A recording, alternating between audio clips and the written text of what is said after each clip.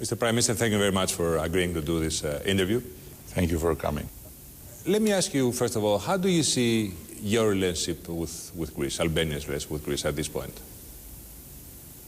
I think if we see it through the big picture, it's a very important relation. And it has been clear also in our foreign policy strategy that Greece is a strategic partner with whom we have many things to share and, of course, many things to achieve for a better future. But in the same time, we have to go time after time in the smaller picture, which has to do with pending issues that, in my view, we need to solve with dialogue, with mutual generosity and understanding, and with the clear conviction that the interests of both Greeks and Albanians is much bigger than what these issues can do to us in impeding to build together a brighter future. Now, I want to ask you, I remember an interview you gave us back in 2003, I think it was. You were the mayor then. And you said something that really struck me. You said that the problem with the Balkan countries and our countries is that there is too much history.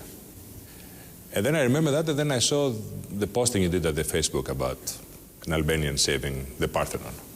And I said, something has changed with Έντι Ράμα here. Has something changed? Isn't it amazing? I couldn't believe when I saw the buzz, this picture created in Greece, while I'm simply maintaining pictures chronicle in my Facebook, which goes on every day at 8 p.m. and which has to do with history, but seen from the angle of someone who doesn't believe that politics is about replacing historians, but who believes that politics is about making history. And in that respect, knowing about our past, about our people in the past, about events that occurred in the past, helps us to understand better ourselves in the future. So I haven't changed. On the contrary, I think that this is a detail that shows a lot about how we can get lost in translation.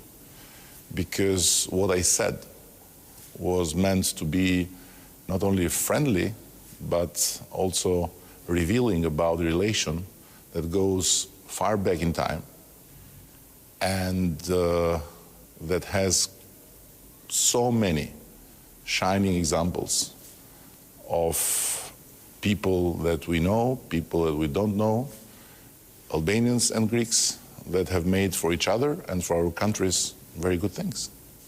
But, despite whether it's accurate historically or not, you must have known that this was going to create a stir in Greece. No. On the contrary, the fact that Albanians have contributed to the good of Greece and Greek society, and the fact that many people were speaking Albanian at that time doesn't make of Athens a Greek city, an Albanian city. So I wanted simply to tell that this is about the very fact that we have been so tight because of our history and because of these people that we have always to think how many important things we can do for each other and how good we can be to each other instead of drowning in very, obscure waters of nationalism, of hatred, of conflict, and of media manipulation that is the result of politicians that look more for the next elections than for the next generations. To close this chapter, I mean, what if our Prime Minister, Mr. Tsipras, posted on the Facebook a posting saying that your national hero, Skander Bey, who, according to some serious historians, was at least half Greek, you know, saved Albania? How would you and how the average Albanian would react to that? First of all, I don't think it's the same, because it doesn't mean an offense. On the contrary, it means nice historical fact that one Albanian found himself in the right place, in the right time, was the right person to make this negotiation at that time and to avoid the bombarding of Acropolis.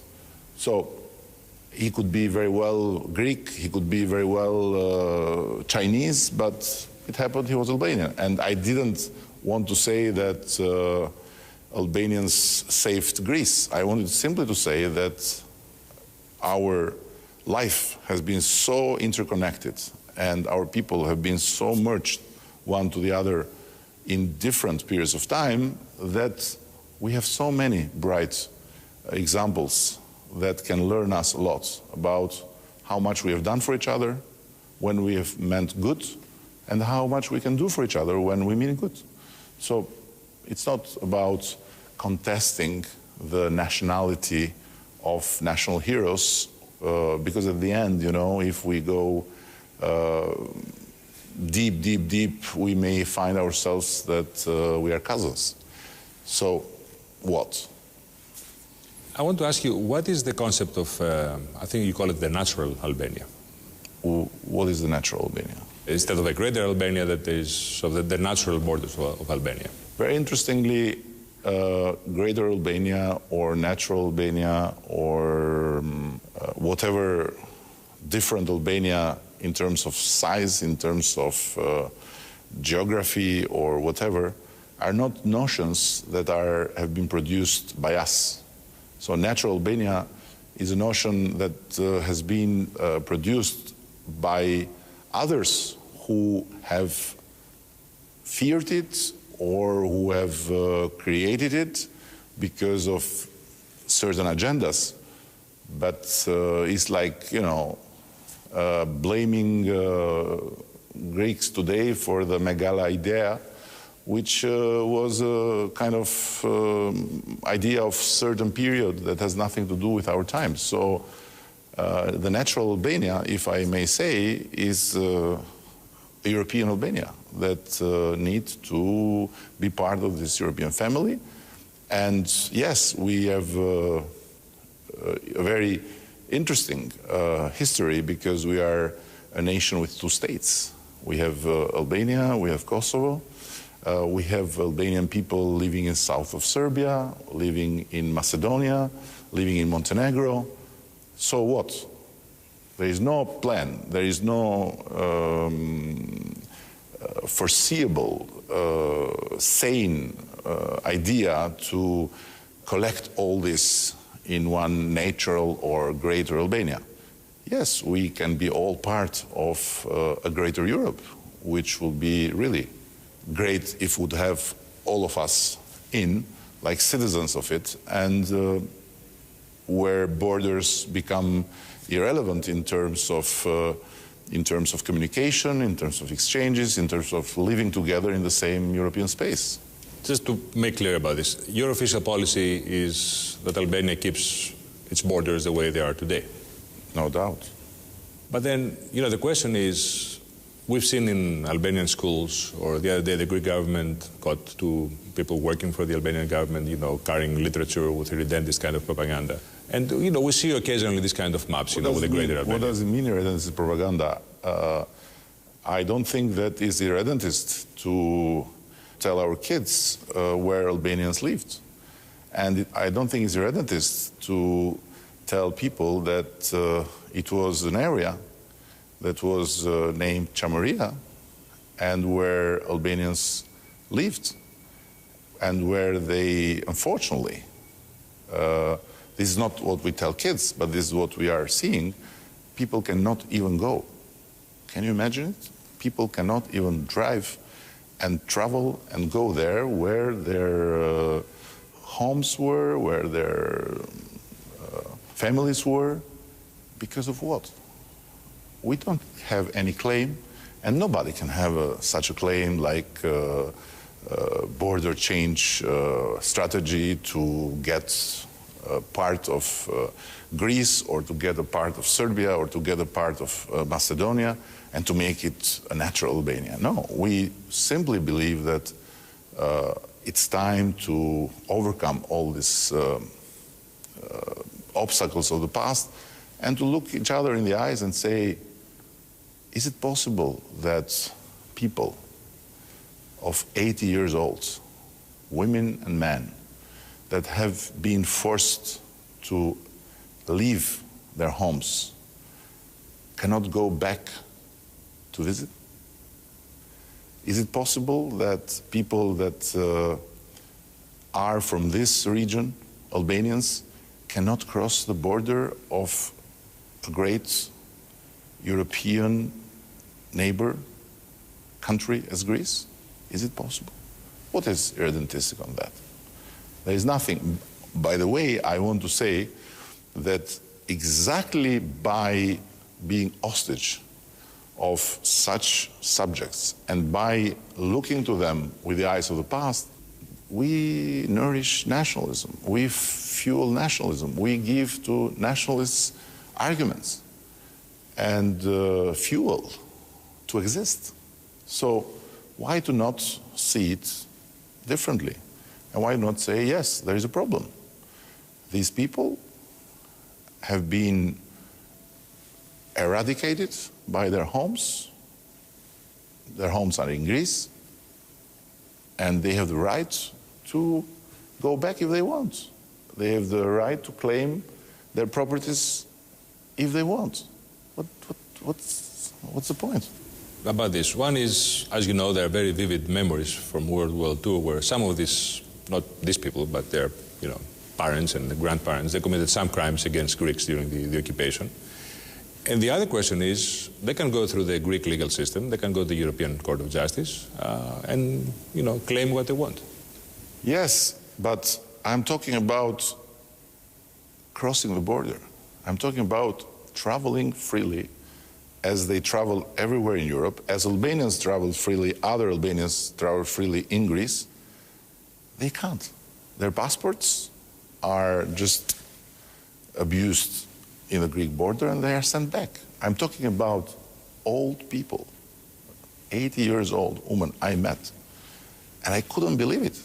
She said to me, I have a dream to see for my last time in life the house from where I was taken out when I was a child. I can't. Of course, there were people collaborating, but where in this world we have seen generations being cursed with the impossibility to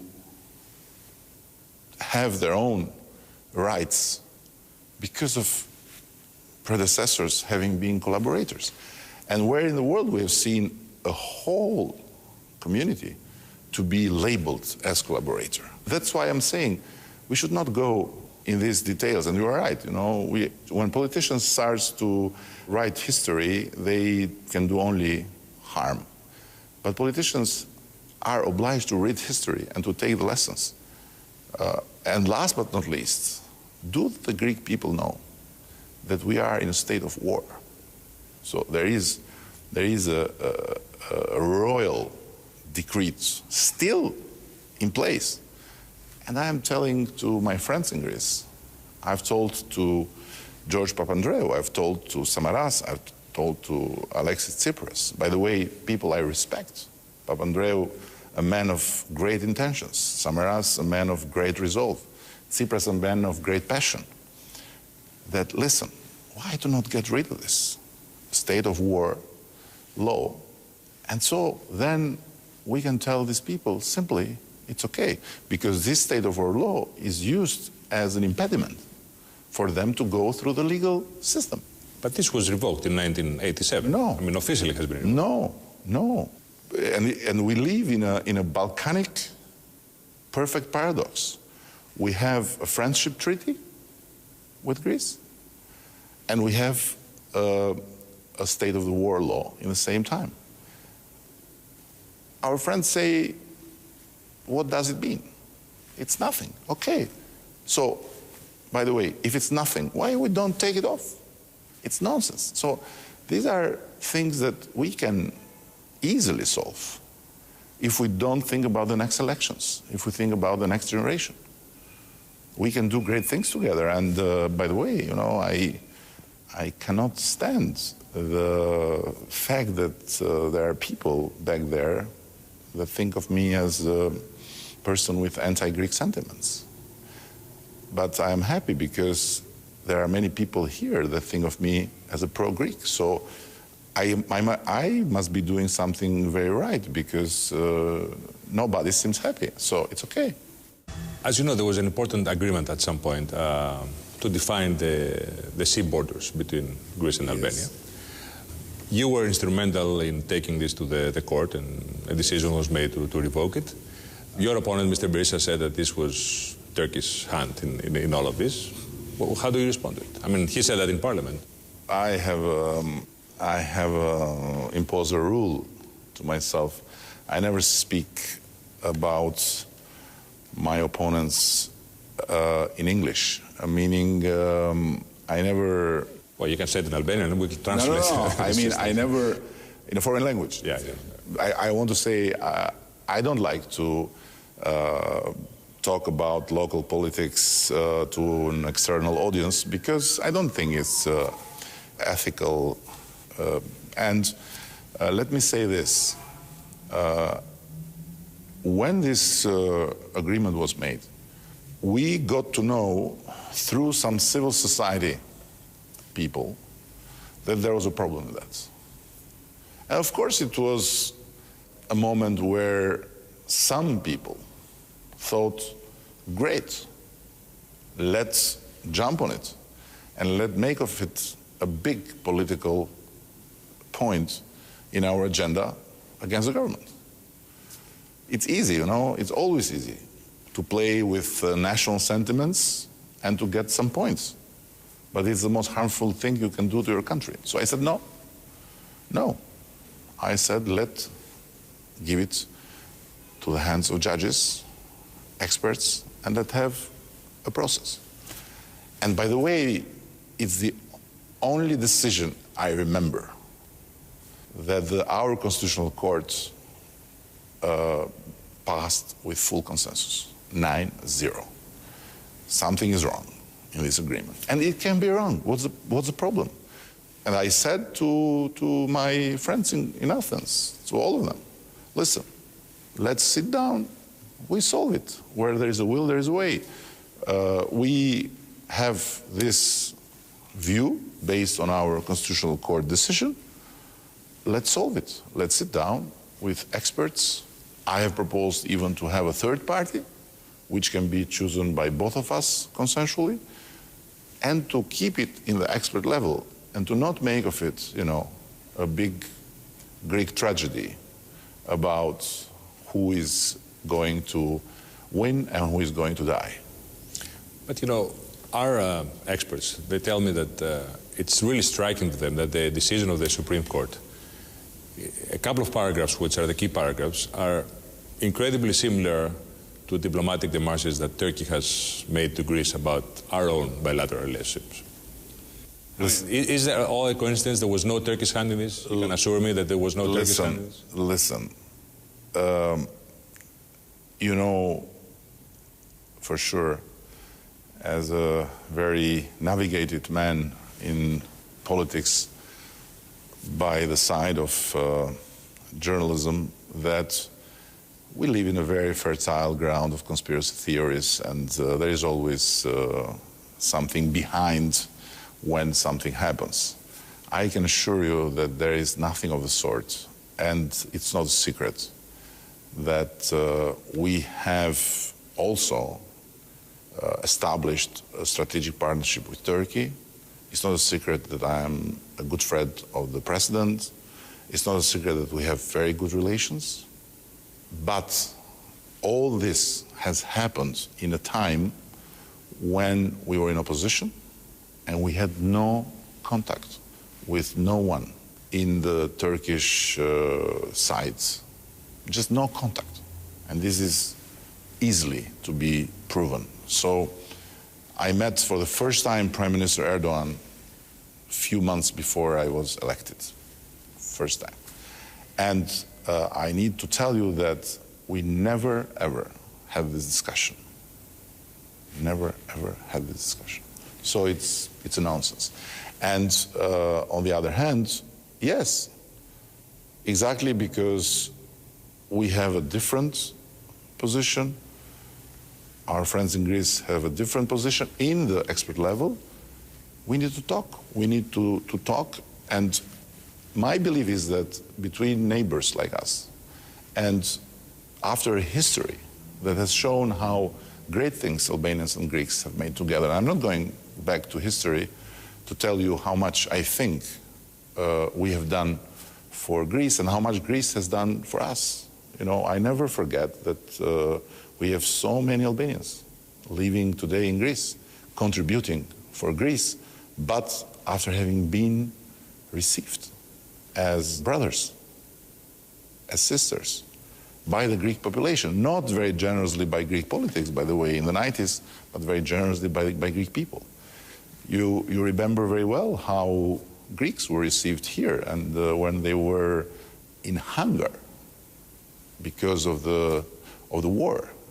So there are so many fantastic examples of what we have done for each other. And as there are moments when politics have created so much troubles. So in moments when we have problems, we need to talk more, we need to discuss more, we need to put more will and wisdom to resolve the problems, because at the end, you know, we live in a region where from the very small things, big blows happen.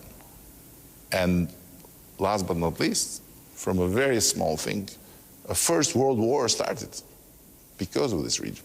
I've been told that because this agreement is in limbo, that you have asked for information about some exploration that Greece is doing in the Ionian or in Epirus.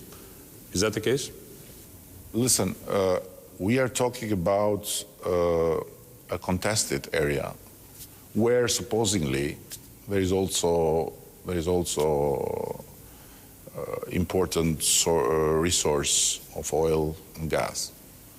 And I have always said, you know, why we don't see it as a big opportunity to sort it out together, and why we don't progress more in cooperation all over the places, because we can do so much together, and Albania can be a so fantastic opportunity for many Greek investors, but also Greece can have so many advantages from cooperating with Albania and Albanians. So I think we should focus on one notion. We should talk, and resolve things with patience and with will, because there is no chance to foresee a different future than a future of cooperation with each other. Let me ask you about Himara. As you know, there was a lot of controversy about that. Sure. I understand that there's sort of a program of demolishing all kinds of illegal dwellings around the country, but it looks very strange to me when, you know, these residences specifically were torn down around August 15th, which, as you know, is a big religious holiday for us, you know, Greeks. And as you know, the Greek minority here, they say that this is part of the de-Hellenization program of the South. Your response? Listen, I'll give you facts, and I challenge you personally or as a media group to investigate on it. And if you prove the contrary, I'm ready to ask a big pardon publicly. I have engaged with my government in a program named Urban Renaissance, which is a large-scale program of renewal of cities. And because of this program, we have demolished all over the country in these last 3 years 9,150 buildings all over the country. Mostly illegal and partly legal. And in case of legal, we have gone through procedures of expropriation based on the Albanian law. In Himara, it's the same thing, the same program. The mayor wants to renew public space. After having done the waterfront, now it's the second big project. And it's about 18 buildings. 12 of them are illegal, 6 of them are legal. The 6 of them are going through the same procedure of expropriation. And when we talk buildings, you should understand kiosks, washing car places, 1 or 2 little motels, if I'm not wrong, 1 house that is lived by someone, some old houses that are completely ruins. So, if in this case the procedure is not the very same than we have used all over the country for 9,150 buildings that have been erased from the soul, I owe you a big pardon. But do you think that this policy should sort of be sensitive to the local traditions, the local culture? Listen, I don't want to enter in another discussion about what is Himara. Is Himara a place where there are Greek-speaking Albanians or a place where there is a Greek minority? Because this is not for this interview. But I am telling you that there is no country in the world where, because you represent a minority, you are not subjects of the law in the country you live. The trouble would be if, because you are a minority, you are subject to an abuse of the law.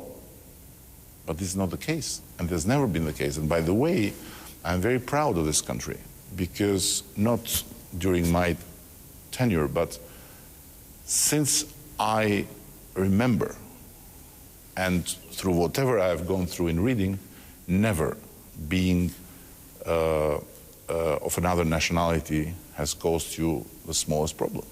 We can't imagine to tell someone here from the Greek minority, to be a sportsman and play in our national team, you have to have a different name, for example. Things that have happened, you know, but not here. So I am telling you that the Greek minority might have a lot of problems, but they are the exact similar problems of Albanians. Let me ask you about another issue, which to me it looks really insane. As you know, there are thousands of Greek soldiers buried in Albania from World War II. There's been a lot of discussion about creating burial grounds and so on, but this is in limbo too. I agree with you. Why is it you're not moving ahead with this? It is insane. I agree with you. It is insane, but there are many things together that need to be solved, because they risk to become insane. So what we have done since day one, we have asked our Greek friends to sit down with a plan and to go through the issues. And maritime definition of border, state of war law, toponyms, this issue of burial of Greek soldiers, and many other things, small things that need to be gone through as an agenda for the future, combined with what are the pillars of a much stronger strategic partnership and cooperation we should build together. So this is what we are fighting for, and this is what we are looking for, because we think that it's time to solve it as a package. And we have had a lot of good response from the Greek side since the Samaras government, and then later on, so we are working on it. And it's really pity that this kind of, little things become so inflammatory. Some buildings in Himara, 18 among 9,150. It's crazy. It's absolutely crazy that can involve, the public opinions, the states, the ministries of foreign affairs. It's crazy. I mean, this is a historical issue, and it could be solved very easily. I mean, this specific issue. Why don't you just go ahead and solve it? I mean, it shouldn't be part of a bigger agreement. It's not a business or a diplomatic issue. It takes two to tango, and we need to do it together. And exactly, this is the same question I pose to myself sometimes. Why this is not being solved? What the matter with this, And I very much fear that this is taken time after time in hostage when there is the feel of blood in the sense of next elections in Greece. Every time that an election approaches, I see things getting a bit out of control, not on the side of the Greek government, to be very frank with you, but on the side of the public opinion because of politicians, of media, of social media that fuel a certain, bloodthirst agenda that then brings things back to basis. But in Athens, there's the exact opposite perception, I have to say, that you have an election, that you need the Chamis for, a coalition partner, and that's why you're raising this issue. Listen, I don't want to play here the good boy that is embarrassed in front of some bad boy. No. We may have also our own share of responsibility in that. Are you concerned that, if the level of the conversation between the two countries is raised above a certain level, and Greece was very generous, as you know, in terms of your EU application back in 2014. Are you worried that this could become a controversy and that Greece could use a veto? Listen, I think it's a question people make me a lot about our relations with Serbia, And people tend to think that our effort, and my personal effort to open a new chapter of cooperation with Serbia is a kind of generosity. It is not. It's in our interest. So it's not generosity from the Greek side to support Albania's EU integration. It's in the Greece interest. Of course, it goes very well for us, as it goes very well for Serbs, that we are extending our hand of peace and cooperation. But it's in our interest. What the hell, we would do, and Greece would do, if this country would go worse and worse and would not be in the path of integration. And something about European Union, more you are in, more you have to be accountable. So if there are problems of accountability, they can be solved better by having us in the EU. You know it. So I think, yes, Greece has been a very loyal friend to us in all the years, has supported our integration process no matter what, and has done exactly what is in its best interest and should continue to do so. It's nonsense to think that instead of solving our issues, we bring them in an upper level and we, become another reason for people in Brussels to say, what the hell, these guys are history producers. But you're not worried about the Greek veto then? I mean, it's something completely out of the realm for you. I don't think that this is a sane thing to even think, because veto for what? Veto for what? It's like incredible. And I told you, if it's veto for the illegal buildings, what does it mean? If it's veto because we're speaking firmly about the need to solve some issues, we are in our rights. And I think it's in our common interest, so veto for what? In closing, I mean, let me just ask you again where we started. You as a prime minister of this country, you don't have the idea of this greater or natural Albania as a plan, right? I mean, as a strategic plan. Listen, I'm too tall to think that I need to be taller, so I have never suffered any complex of greatness. And still, you know, I strongly believe that our future should be defined by our common will to be part of the European Union, of the European family, whatever this will mean in the coming years. Maybe Europe will change in one way or the other, then the Union will adopt one way or the other to this kind of changes. But there is no future in being isolated in a nationalist bunker. We have had it 50 years. What the hell we would want to prove again? So we need to be as much as possible an open society. We need to be all together, of course, Albanians, but under the European family roof. What we'll do war. What we'll do, we'll change borders for what? You know, we don't want to make Albania greater geographically. We want to make Albania greater in terms of democracy, in terms of prosperity, in terms of society. So it would help in that way, in that manner, if in schools and in communities around the world. I mean, the government didn't promote these maps with like a greater Albania. There are no maps of greater Albania anywhere.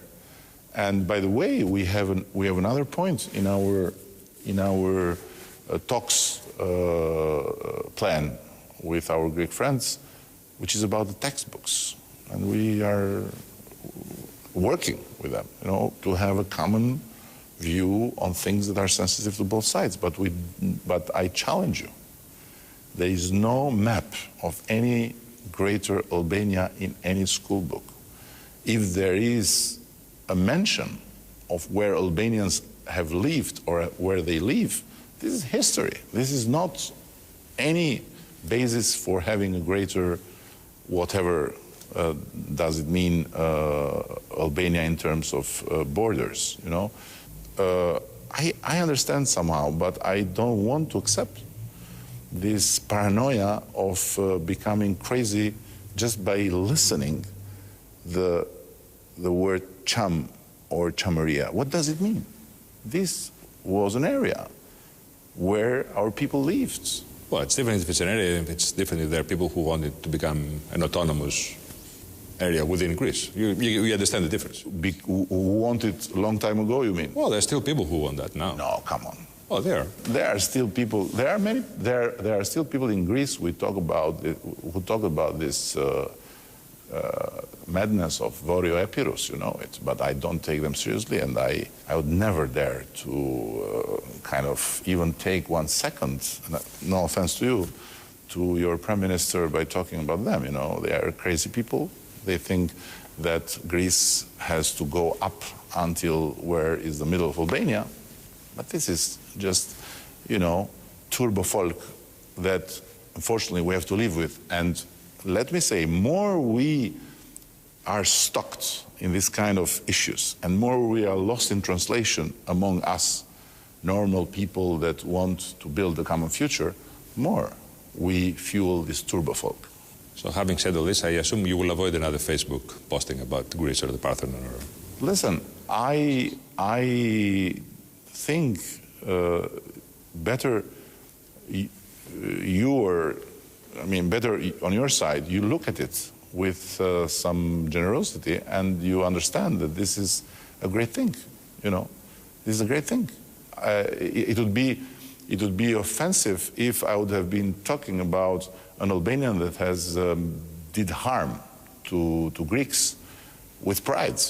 But I am talking about an Albanian that has contributed because he was simply in the right place in the right moment to do something great. And if you want me, I can post in Facebook someone else about some Greeks that have done something great for us. It's our history, and we should not shy away from it. We should be really grateful to all these people, to all the Albanians that have lived in Greece and have done great things, to the Greeks that have lived here, have done great things. One thing out of curiosity, because I know your mother is a great translator from Greek, so I was always wondering whether you speak Greek. I don't. My mother a little, my grandmother a lot, although they are from the only village in the row of Himara area that never spoke Greek, but my brother speaks. We have been to Greece, by the way. Greece has been the first land I visited as a free citizen, because we had some cousins of my mother in Corfu, and they are there since long time. Albanians that have left Funo a long time ago. And to me it was difficult, but to my brother it was easy, so he speaks Greek. Okay, thank you very much, Mr. Prime Minister. Thank you.